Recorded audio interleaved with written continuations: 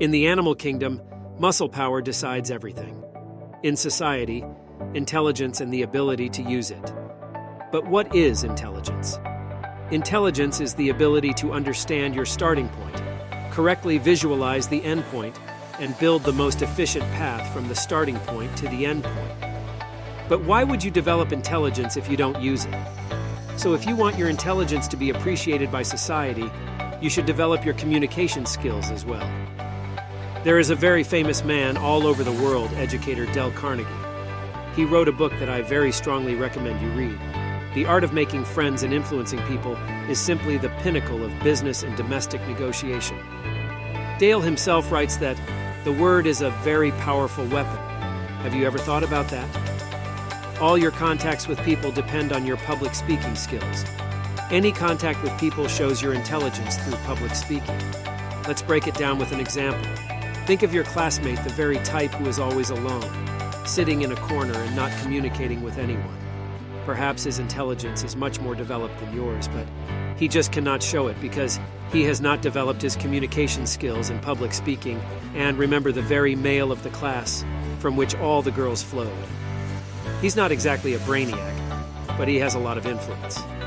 I think you get the analogy. If you want to win over some pretty girl with your intellect, remember, these stupid creatures don't even understand the concept of words. They only think in terms of emotion. Accordingly, they will fall for your communications, not for intelligence, which is what I'm talking about. Specific example. You're standing in a company where you're not Shipka, you're respected, can be ignored, well, so on. You go home depressed and think what bad people are in this world, think they don't appreciate your sincerity and kindness. But friend, in fact, you have just put yourself in this company in the wrong way. No question of yours should go unanswered. If you miss disrespect even once, you know it will happen more and more. And eventually you'll just become a whipping boy straight like that fat classmate.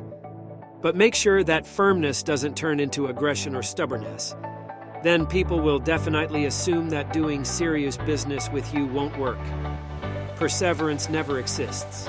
When you have a goal, and you show determination with all your appearance, when you can see that you will not stop at anything that can hinder you, then will come from the outside an understanding and respect for you. Therefore, clearly know your goal and defend only it. Clear goals show exactly what you are fighting for, and therefore fuel perseverance. Secondly, mark your boundaries of benefit. Any negotiation is not a monologue, but communication. So sometimes you have to make concessions for the sake of common benefit. If you talk for 3 hours, telling what happened to you, it's no secret that no one needs it at all. Be concise and unambiguous. In short and clear formulations, there is nothing to catch on. Third, talk about needs more often. Acting on emotions, especially in an argument, can sometimes be extremely necessary. Take a break or pause while thinking about your answer. Knowing how to hold pauses will also help you to judge the interlocutor who has gone to emotion. Control the rhythm of the conversation. Control your emotions. Don't let others push you around, and most importantly, don't back down until the end. If you have intelligence, you are unlikely to talk complete bullshit. Argue your position properly. Don't let someone make fun of you, even if you feel exhausted and want to give up. Remember that this is the worst way out. It is better to refuse to negotiate at all, but stay true to principle.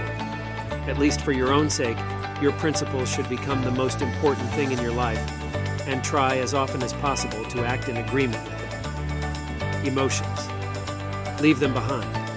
When something hurts your principles, you get the same story, as from your bending under someone does not allow it to happen, and hard to stop it. And this will play even greater benefit because, in this case, you will have respect, and respect you by those around you. That's the first step of power. I hope you have learned that communication fully reveals your intelligence, and the right attitude in communication, first of all to yourself, should be your priority. Learning how to do this is only worth practicing. No matter how many books you've read, no matter how many videos you've watched, it doesn't matter if you don't have practice. Think about tomorrow and how you will put yourself in your company. And from there, take action. Best of luck.